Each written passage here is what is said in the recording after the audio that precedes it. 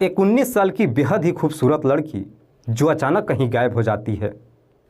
अब जरा सोच करके देखिए कि किसी भी घर की जवान बेटी अगर अचानक कहीं गायब हो जाए तो फिर उसके माता पिता के दिल पे क्या गुजरेगी।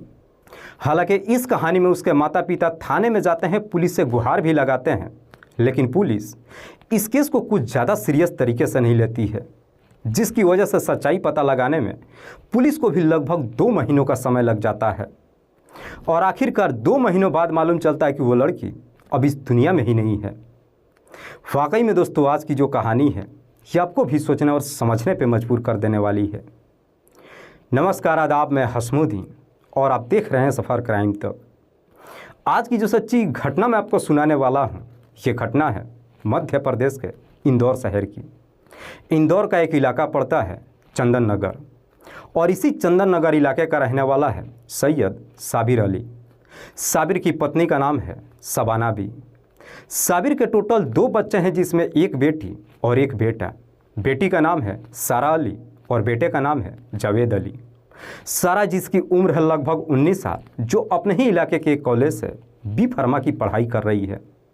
सारा जो देखने में जितनी ही खूबसूरत है, पढ़ने में भी उतनी ही तेज है।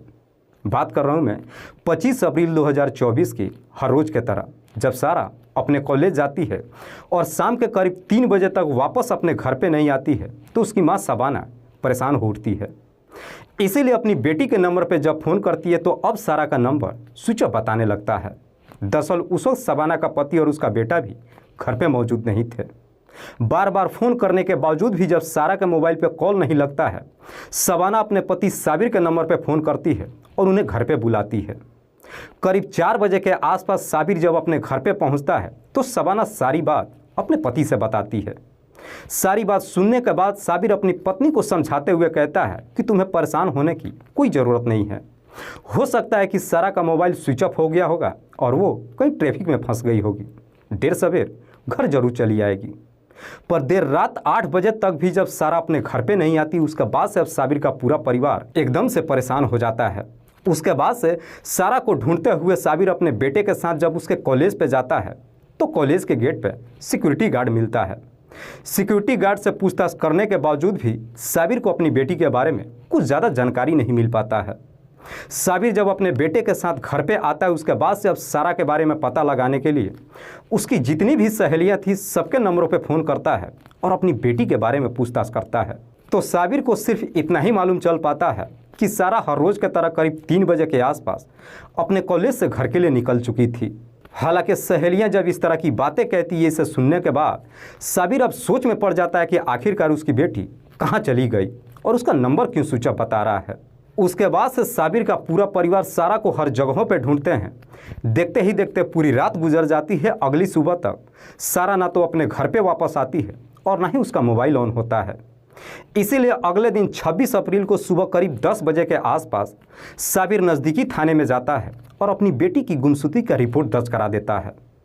पुलिस जब गुमशुदगी का रिपोर्ट दर्ज कर लेती है, पुलिस भी अपनी तरीके से सारा को ढूंढने की कोशिश करती है, लेकिन सारा के बारे में जब कुछ नहीं मालूम चलता है, पुलिस साबिर के घर पे जाती है और साबिर से सवाल करती है कि क्या तुम्हारा किसी के साथ में कोई दुश्मनी है। इस पर साबिर पुलिस वालों को जवाब देता है कि नहीं साहब, मेरा कभी किसी के साथ तो कोई झगड़ा तकरार भी नहीं हुआ है। पुलिस फिर से साबिर से सवाल करती है कि क्या सारा का किसी के साथ में कोई प्रेम प्रसंग चल रहा था। इस पे साबिर पुलिस वालों को जवाब देता है कि साहब, मेरी बेटी बिल्कुल ऐसी नहीं थी। दरअसल मेरी बेटी पढ़ने के अलावा और कुछ भी नहीं सोचती थी। पुलिस कई तरह का सवाल जब साबिर से करती है, इसके बावजूद भी पुलिस के हाथ जब कुछ भी नहीं मिलता है, पुलिस भी अब सारा को ढूंढना लगभग बंद कर देती है और धीरे धीरे समय गुजरने लगता है। धीरे धीरे लगभग 20 दिन का जब समय गुजर जाता है, सारा का जब कहीं कुछ पता नहीं चलता है, इधर साबिर को अब ये एहसास होने लगता है कि पुलिस अब उसकी बेटी को ढूंढने में कुछ ज़्यादा रुचि नहीं ले रही है। इसीलिए साबिर एक वकील के माध्यम से 15 मई को हाई कोर्ट में एक याचिका दायर कर देता है।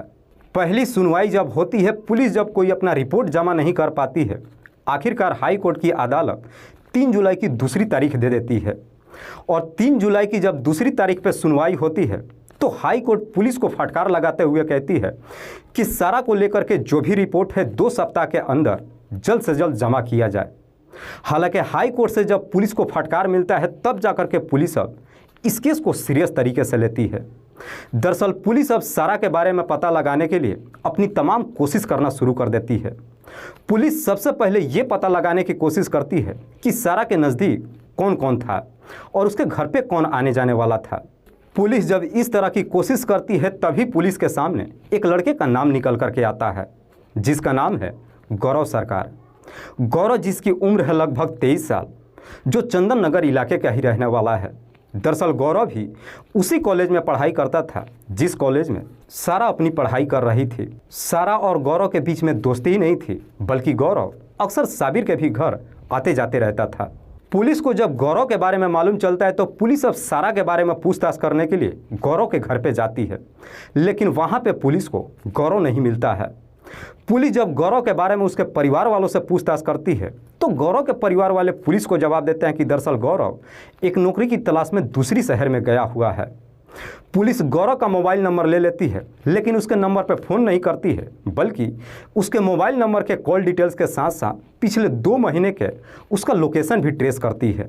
पुलिस जब उसकी डिटेल्स चेक करती है तो मालूम चलता है कि सारा जिस दिन गायब हुई थी उस दिन गौरव ने सारा के नंबर पर कई बार फ़ोन किया था।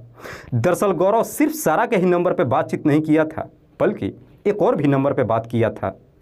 पुलिस जब उस नंबर का डिटेल्स निकालती है तो मालूम चलता है कि वो नंबर किसी नेहा मिश्रा के नाम पर रजिस्टर्ड है। नेहा, जिसकी उम्र है लगभग 19 साल, जो पिपलिया हान इलाके की रहने वाली है। पुलिस को जब इस तरह का डिटेल्स मिल जाता है, न जाने क्यों पुलिस को गौरव के ऊपर शक चला जाता है कि शायद गौरव सारा के बारे में जरूर कुछ ना कुछ जानता होगा। इसीलिए पुलिस अब गौरव के मोबाइल का लोकेशन ट्रेस करती है। दरअसल गौरव का लोकेशन जो नासिक शहर का दिखाई देता है। पुलिस को जैसे ही गौरव का लोकेशन मिल जाता है, 12 जुलाई को पुलिस अपनी टीम के साथ नासिक जाती है और नासिक के एक रेस्टोरेंट से गौरव को अपने हिरासत में ले लेती है। दरअसल उस रेस्टोरेंट में गौरव वेटर की नौकरी कर रहा था। पुलिस जब गौरव को लेकर के थाने में पहुंचती है, उसके बाद से नेहा के भी घर पे जाती है और नेहा को भी गिरफ्तार कर लेती है। पुलिस जब इन दोनों को लेकर के थाने में पहुंचती है, सबसे पहले इन दोनों से एक ही सवाल करती है कि सारा अली कहाँ पे है। इस पे गौरव पुलिस वालों को एक ही जवाब देता है कि साहब, हमें सारा के बारे में कुछ भी नहीं मालूम है।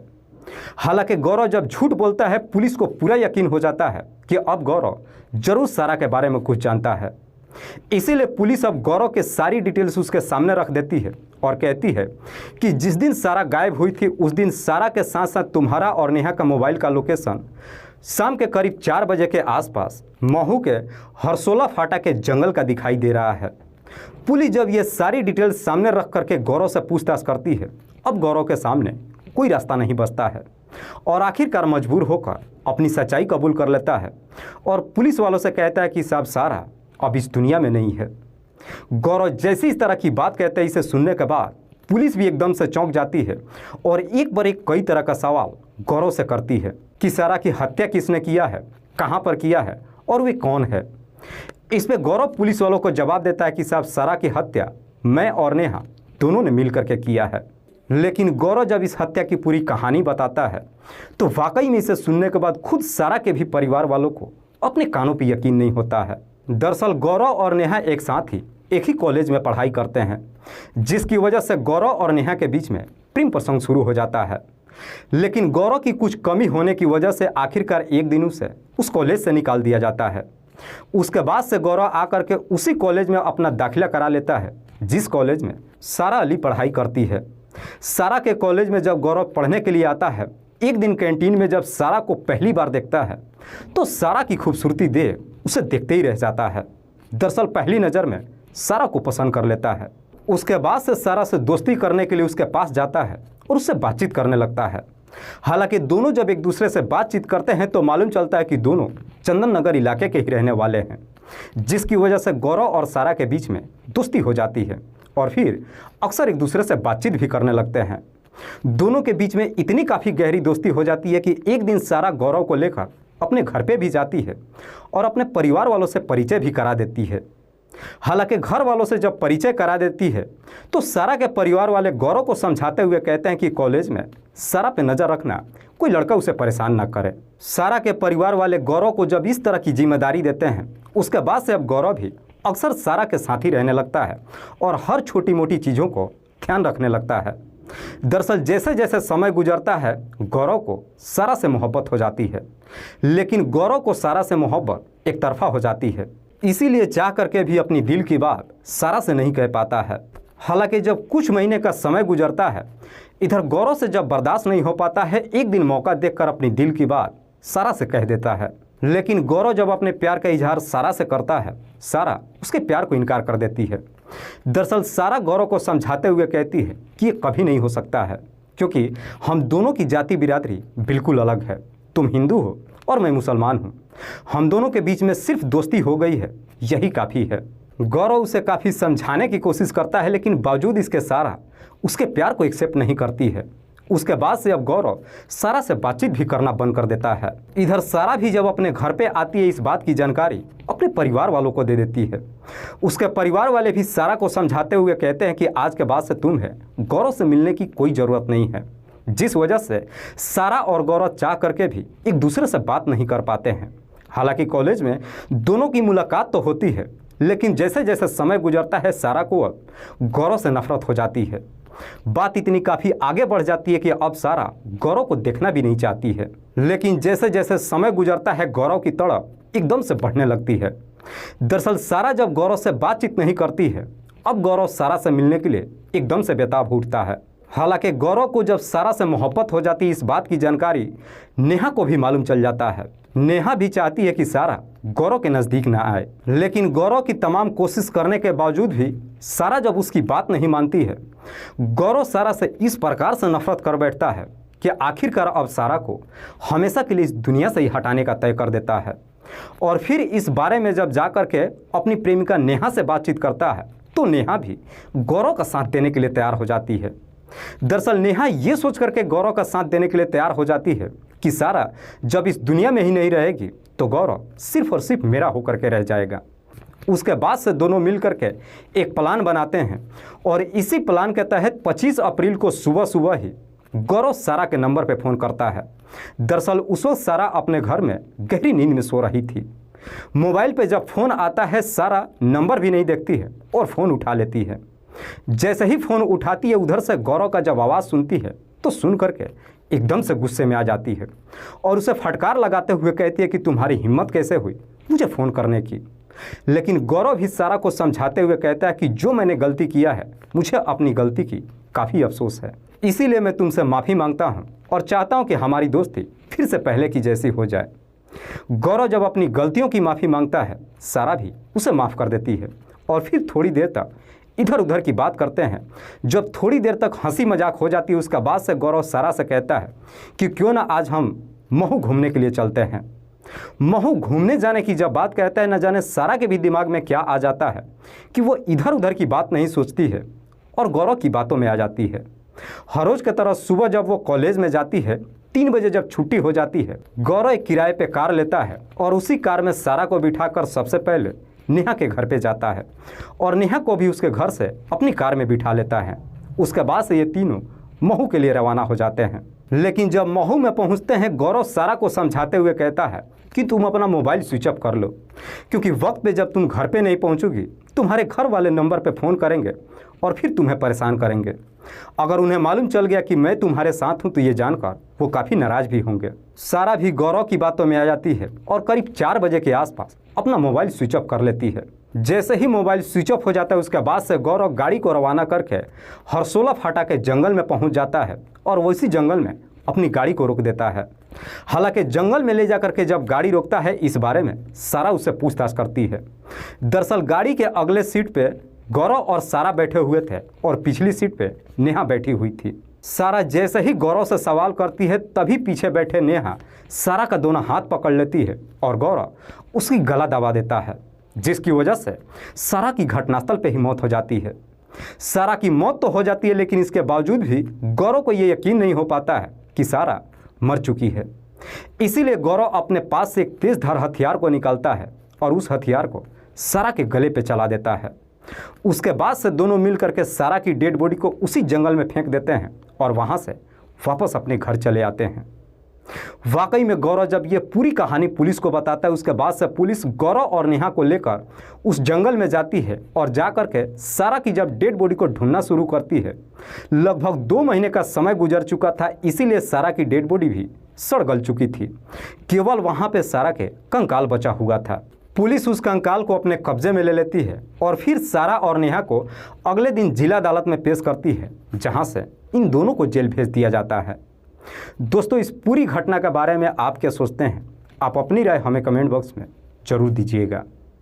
जाते जाते मैं आपको बता दूं कि कुछ मेरे व्यूअर्स हैं जो रोज़ाना मेरी इस वीडियो को देखते ही नहीं हैं, बल्कि अपना कीमती समय निकाल कर मुझे अपना प्यार भी देते हैं। जिनमें से एक का नाम है अरविंद यादव। अरविंद यादव जो प्रतापगढ़ उत्तर प्रदेश के रहने वाले हैं। दूसरे मेरे व्यूअर हैं VR Chauhan tailor. VR Chauhan tailor जो संचोर राजस्थान प्रदेश के रहने वाले हैं। तीसरे मेरे व्यूअर हैं अजीत कुमार। अजीत कुमार जो देवरिया उत्तर प्रदेश के रहने वाले हैं। चौथे मेरे व्यूअर हैं छगन दास। छगन दास जो पाली राजस्थान प्रदेश के रहने वाले हैं। लास्ट मेरे व्यूअर हैं सलाउद्दीन मकबूल। सलाउद्दीन मकबूल जो सऊदी अरबिया में रह कर के नौकरी करते हैं और वहीं से मेरी इस वीडियो को देखते हैं। मैं अब तमाम व्यूअर्स को तहे दिल से शुक्रिया अदा करता हूं। कल फिर मिलते हैं एक और नई सच्ची घटना के साथ। तब तक के लिए जय हिंद, जय भारत।